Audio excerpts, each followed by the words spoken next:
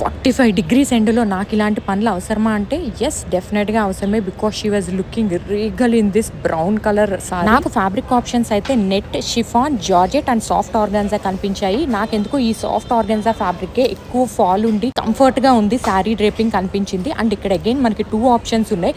ఒకటి plain soft organza తీసుకొని బూటీస్ వేపించడం, లేదు అంటే కంప్లీట్ బూటీ వచ్చిన ఫ్యాబ్రికే సోర్స్ చేసుకోవడం. ఇక్కడ కాస్ట్ కటింగ్ ఉండటానికి కంప్లీట్ బూటీ వచ్చిన ఫ్యాబ్రికే చూస్. ఇక్కడ మనకి క్లియర్ గా చూస్తే 2 డిఫరెంట్ కలర్స్ ఆఫ్ ఫ్యాబ్రిక్స్ ని యూజ్ చేశారు శారీలో. ఒకటి బ్రౌన్ కలర్ అండ్ ఇంకొకటి green colour. Green colour complete border part లో వచ్చింది అండ్ దానిపైన మనకి లేసెస్ అన్నవి అటాచ్ చేసిన శారీ అంతా కూడా designer wear and hand work ఉంది. బట్ నేను కాస్ట్ కటింగ్ కోసం కంప్లీట్ లేసెస్ పైన రిలే అవుదాం అనుకుంటున్నాను. ఇక్కడ మనం కనుక చూస్తే 2 డిఫరెంట్ లేసెస్ యూజ్ చేశారు.